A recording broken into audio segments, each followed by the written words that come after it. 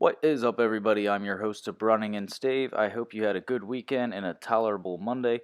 We may be reaching a turning point in the Russia-Ukraine conflict, so hit like, hit subscribe, and let's get into it. To anyone with eyes, it has seemed like we've been barreling towards nuclear war with no one even trying to hit the brakes. But we might, and this is just my opinion, be seeing that pullback that many have been hoping for. With Europeans afraid they may literally freeze to death this winter, they've been protesting. Americans with rising energy costs and banks on the brink of collapse have also started calling for common sense from our leadership. Let's start with Europe because they've been much more vocal and frankly have a lot more to lose than we do in the short term. If you follow this channel, you're already aware France in particular has been protesting the war, their NATO membership, and their EU membership.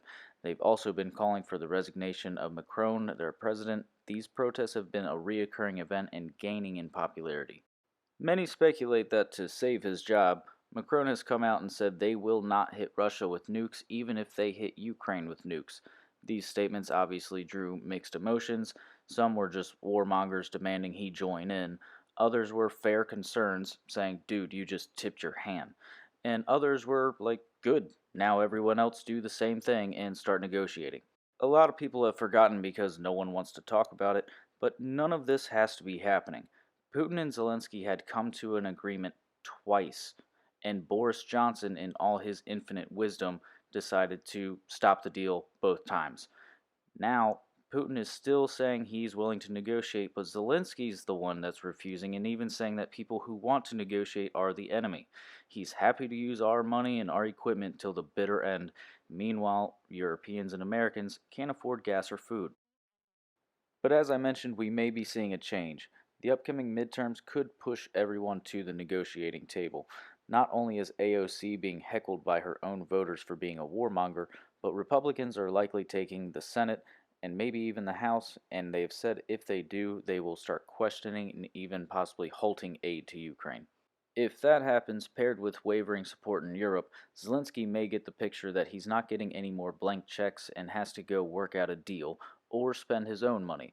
But this could cause things to get spicy. I will explain, but before I do, I'd like to clarify this is just my opinion, a thought. I'm not asserting anything as definitive truth.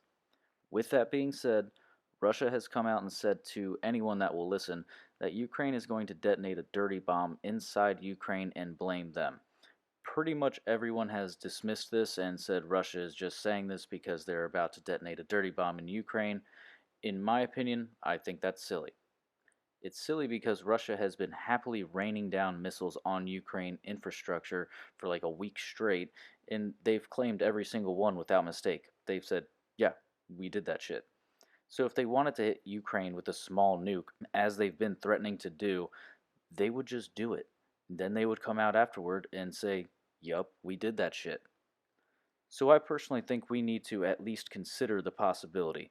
We're all adults who can probably remember a whole year or two ago when we could acknowledge that Ukraine is incredibly corrupt and is essentially the world's money laundering station. They have committed multiple recent atrocities against their own people, so call me crazy, but I don't think this guy, who has been proven less than trustworthy, would shy away from killing some of his own folks to keep our money flowing into his country. I wish we could rest easy knowing that what we've already sent is at least doing what we're told it's doing, but we can't because it's not. An unfortunate amount of our equipment has ended up on the black market, so it's a guarantee that no one knows what actually happened to the cash we sent. I'm sure that was used and dispersed properly. And this is a problem for a lot of reasons. For starters, our money is being wasted while Americans struggle, but the bigger problem is that the black market is obviously not regulated, so our soldiers overseas could end up having our own equipment used against them down the road. Or potentially worse, given that our border is wide open, some of those weapons could make their way back to us but in the wrong hands. The level of incompetence in leadership roles across the world is staggering. I was going to say their incompetence is going to get people killed, but it already is. So anyway, that's all for this one. I will see you all next time.